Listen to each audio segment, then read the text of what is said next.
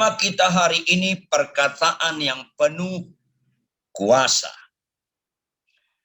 Perkataan di sini menyangkut anak-anak Tuhan, hamba-hamba Tuhan punya kata-katanya penuh kuasa. Kuasa di sini artinya berdampak, berkenaan, menyenangkan Tuhan. Walaupun bisa merugikan kita tanda kutip. Walaupun bisa terjadi juga kita menderita, kita berkorban, supaya kita jangan gagal fokus bicara penuh kuasa. Yesus di kayu salib berkata-kata dengan penuh kuasa, termasuk ketika dia berkata, Bapa, ampunilah kesalahan mereka, karena mereka tidak tahu apa yang mereka perbuat. Diikuti Stefanus dengan perkataan yang penuh kuasa, berkata ketika dilempari batu dipimpin oleh orang Farisi namanya Saulus yang jadi Paulus. Kata-katanya apa? Bapa, jangan timpakan kesalahan pada mereka. Karena banyak orang kata-kata penuh kuasa diartikan selalu yang enak, selalu yang spektakuler menurut ukuran manusia. Ini nanti salah kaprah.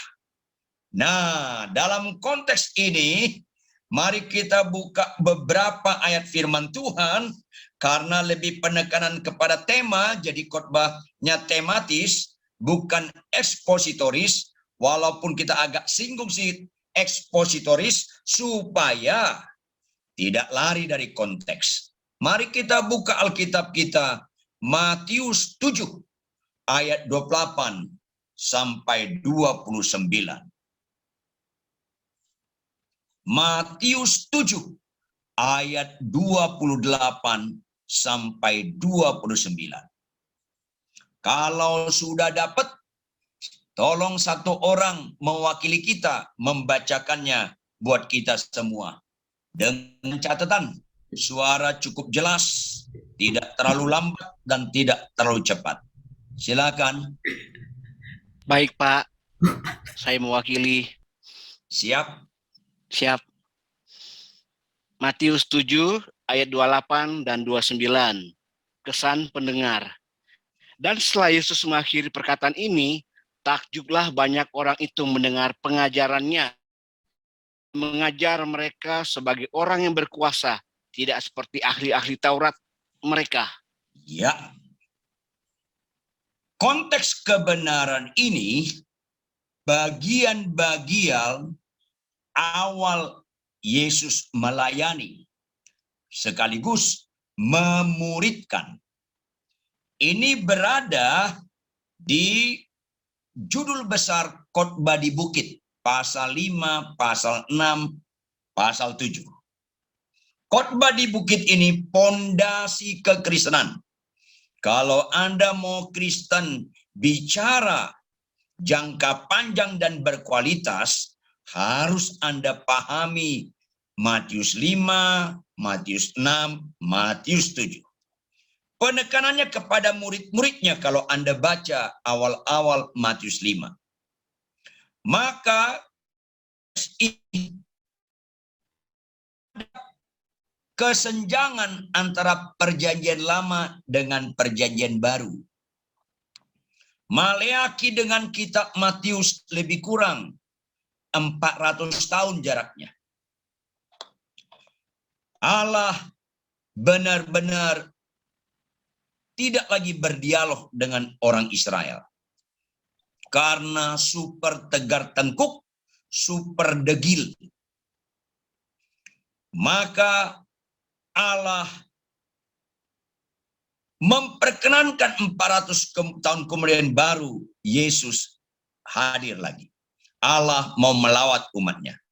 Dalam 400 tahun itu, orang Israel termasuk Petrus dan kawan-kawan memiliki gambaran tentang rohaniwan seperti ahli Taurat, orang Farisi, dan para imam-imam saat itu. Maka ketika nongol Yohanes Pembaptis, Yesus Kristus, itu sangat beda. Sangat dalam tanda kutip ekstrim sekali. Bahkan mayoritas orang Yahudi menganggap Yohanes Pembaptis dan Yesus itu penyesat. Tapi sebagian orang melihat ada perbedaan yang luar biasa, yang signifikan. Ayat 28, dan setelah Yesus mengakhiri perkataan, konteksnya ini sedang mengajar dia dengan kata-kata. Setelah Yesus mengakhiri perkataan ini, perkataan Matius 5, 6 dan 7.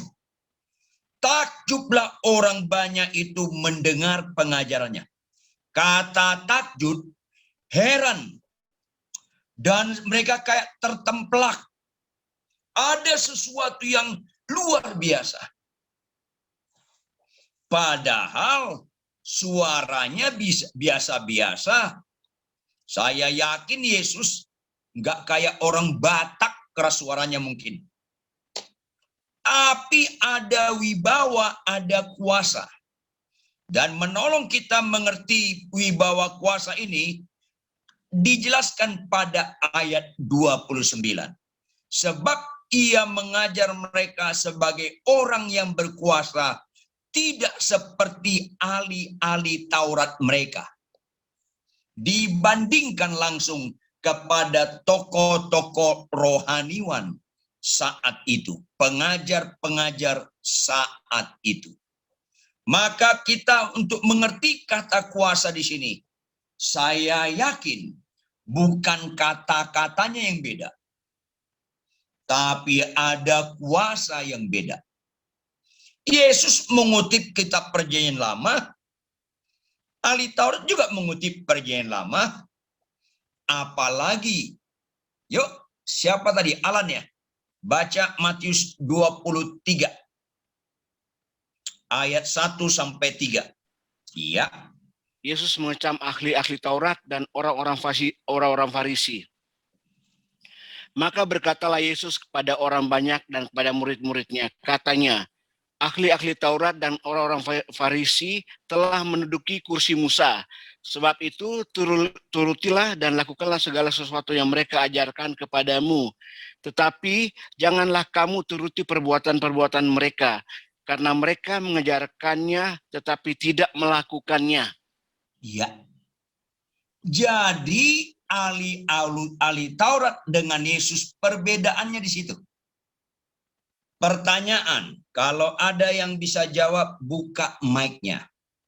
Kira-kira Yesus mendukung nggak ajaran ahli Taurat itu benar? Ya, benar. Kata-kata yang penuh kuasa bukan sekedar kata-kata benar. Catat baik-baik. Bukan sekedar kata-kata benar. Apalagi kalau nggak benar. Kata-kata yang benar saja nggak identik berkuasa. Ini penting sekali supaya kita tahu apa sih perkataan yang penuh kuasa. Yesus berkata, turutilah. Yesus ngomong kepada murid-muridnya, turutilah segala sesuatu yang mereka ajarkan. Bukan separuh, bukan sebagian. Turutilah segala sesuatu yang mereka ajarkan kepadamu. Kalau Yesus ngomong turutilah segala sesuatu yang mereka ajarkan, berarti ajaran ahli Taurat benar. Kegagalannya adalah mereka mengajarkan tapi tidak melakukannya. Jadi kita harus makin mendalam memaknai perkataan yang penuh kuasa. Tidak sekedar khotbah yang benar. Tidak sekedar kata yang benar. Tidak sekedar. Tetapi memang perkataan yang penuh kuasa pasti ucapannya benar. Pasti ajarannya benar. Tapi tidak sekedar ucapan benar. Tidak sekedar ajarannya benar, melainkan dihidupi enggak firman itu. Ini penting sekali. Dihidupi enggak firman itu? Tolong kalau bisa jawab, buka mic-nya.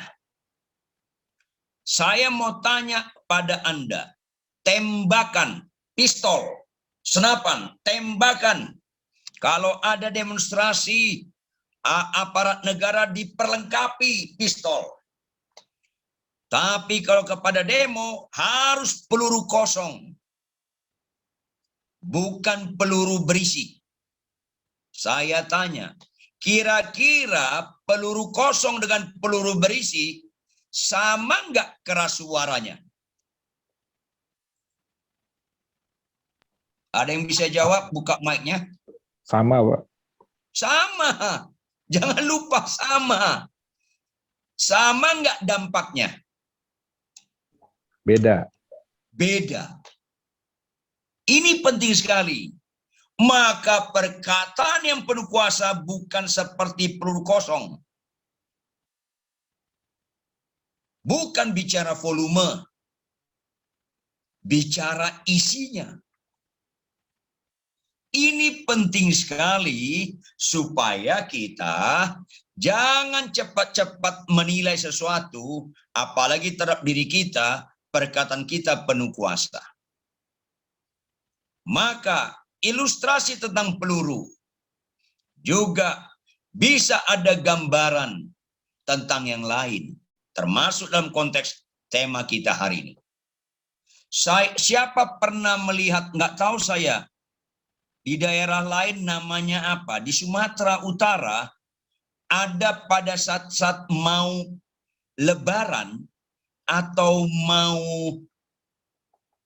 Tahun Baru, termasuk di Kalimantan Barat, itu pasang meriam bambu. Pernah dengar itu ya? Kalau di Kalimantan Barat, di Sungai Kapuas, itu suaranya keras sekali. Tapi tidak menghancurkan gedung. Tidak menghancurkan gedung. Banyak orang khotbah berapi-api. Khotbah menyatakan sesuatu. Tapi bukan yang itu yang berkuasa. Nah, ini perlu kita lebih teliti. Bahkan dalam konteks-konteks tertentu, ada dampak pun bukan sekedar itu disebut perkataan yang penuh kuasa.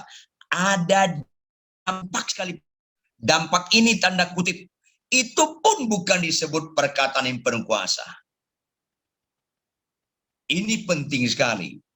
Maka setiap orang bertobat lahir baru tidak otomatis perkataannya penuh kuasa. Setiap orang sarjana teologi, master teologi, doktor teologi, tidak otomatis perkataannya penuh kuasa. Bahkan setiap gembala, pengkhotbah terkenal, bahkan banyak mujizat-mujizatnya, bukan itu yang dimaksud dengan perkataan yang penuh kuasa. Ini penting sekali. Ini penting sekali. Lanjut, Alan, baca Matius 7 ayat 21 sampai 23. Bukan setiap orang yang berseru padaku, Tuhan, Tuhan akan masuk ke dalam kerajaan surga, melainkan dia yang melakukan kehendak Bapakku yang di surga. Pada hari terakhir, banyak orang akan berseru kepadaku, Tuhan, Tuhan, bukankah kami berbuat demi namamu dan mengusir setan demi namamu dan mengadakan banyak mujizat demi namamu juga? Pada waktu itulah aku akan berterus terang kepada mereka dan berkata, aku tidak pernah mengenal kamu, penyalah daripadaku, kamu sekalian pembuat kejahatan.